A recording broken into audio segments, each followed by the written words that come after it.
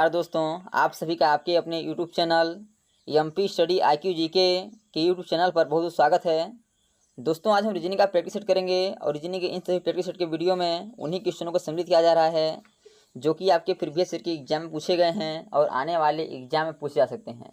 तो जाके आप लोग रीजनिंग के इन सभी प्रैक्टिस सेट के बारे जरूर देखिए ताकि आपको एग्जाम में क्वेश्चन को हल करने में आसानी हो और पता चल सके कि किस प्रकार के रीजनिंग के क्वेश्चन हमारे एग्जाम में पूछे जाते हैं।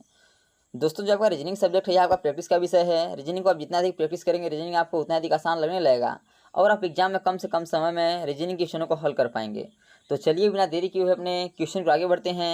जिसमें पहला क्वेश्चन दिया गया है, उस अक्षर समूह का चयन करें जो दी गई श्रृंखला में अगले स्थान पर आएगा। बताना है कि वह कौन सा अक्षर समूह हो जाएगा जो श्रृंखला में आपका अगले स्थान पर आएगा। तो देखिए इसमें कौन सा सीरीज चल रहा है। इसे नंबरिंग करेंगे पहले तो बी आता है 2 पे, बी आता है आपका 2 पे, ओ आता है आपका 15 पे, पी आता है आपका 16 पे। इसी प्रकार डी आता है 4 पे, पी आता है 16 पे, एन आता है 14 पे। सेम उसी प्रकार एफ आता है आपका 6 पे, क्यू आता है आपका 17 पे, एल आता है आपका 12 पे। उसी प्रकार यच आता है 8 पे, आर आता है 18 पे, जे आता है 10 पे। अब देखिए इसमें हुआ क्या है, तो 2 से आपका 4 हुआ है, 2 से 4 हुआ यानी +2। फिर उसी प्रकार 4 से 6 हुआ यानी +2। फिर देखिए 6 से 8 हुआ यानी +2, यानी +2 होगा। तो 8 से क्या होगा, फिर 10 होगा। तो 10 पर क्या आता है, तो जे आता है, तो जे हो जाएगा। अब देखिए 15 से 16 हुआ है यानी कि प्लस का 1 हुआ है, 16 से 17 हुआ है प्लस का 1 हुआ है, 17 से 18 हुआ है यानी प्लस का 1 हुआ है।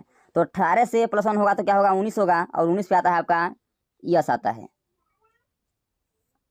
अब देखिए जे यस, तो जे से आपके 2 ऑप्शन हैं, तो ऑप्शन नंबर डी कट जाएगा और ऑप्शन नंबर सी कट जाएगा। अब देखते हैं कि ए और बी में कौन सा ऑप्शन करेक्ट होगा।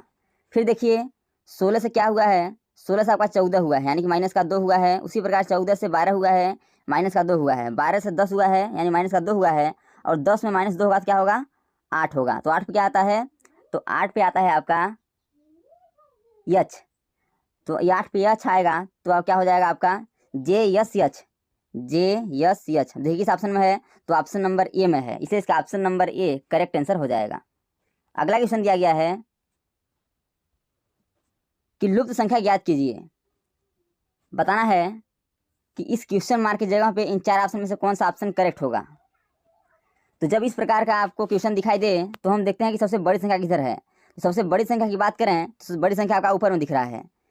तो हमको ऐसे करना है कि 15 और 7 को क्या करें कि 105 हो जाए। उसी प्रकार 12 और 8 को क्या करें कि 96 हो जाए। यदि जोड़ेंगे तो कम होगा, घटाएंगे तो भी कम होगा। यदि गुणा करते हैं तो 15 7 105 हो जाएगा और 12 8 96 हो जाएगा, यानी गुणा करने पर आपका यह आंसर ऊपर वाला आंसर आ रहा है। इसी प्रकार 13 × 5 कर देंगे, 13 × 5 = 65 हो जाएगा, जो कि यह क्वेश्चन मार्क की जगह पे 65 होगा। इसलिए इसका option number C correct answer हो जाएगा, 65। नेक्स्ट क्वेश्चन दिया गया है कि दी गई आकृति में कितने त्रिभुज हैं।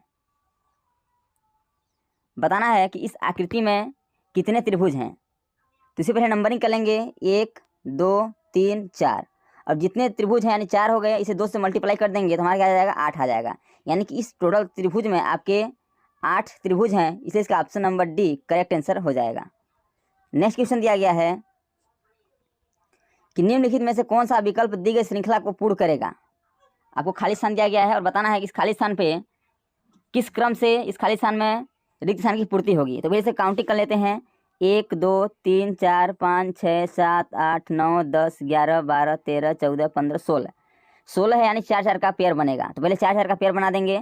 तो 1 2 3 4, 1 हो गया, 1 2 तो 4, 1 हो गया, 2 हो गया, ये फिर इस प्रकार यहाँ बनेगा। अब देखिए अब इसे हम भरने का प्रयास करते हैं। देखिए पहले यू है, यू के बाद क्या है, यहाँ पी है, तो यहाँ भी पी हो जाएगा। यू के बाद क्या है, यहाँ यू के बाद देखिए यू के बाद यहाँ पी है तो यहाँ पी हो जाएगा। और डी के बाद क्या है, तो डी के बाद यम है तो यहाँ भी यम हो जाएगा। क्या होगा, यहाँ पी हो जाएगा और यहाँ क्या हो जाएगा, यम हो जाएगा। यू पी डी यम भरना है, तो यू पी यहाँ डी छूटा है तो यहाँ डी भर देंगे, यू पी यहाँ आपका डी हो जाएगा।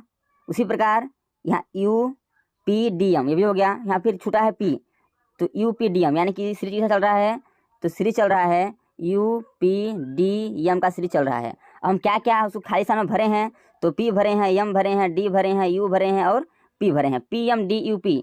तो P M D U P आपका किस ऑप्शन में है? तो देखिए P M D U P option number A में दिया गया है, इसे इसका option number A correct answer हो जाएगा।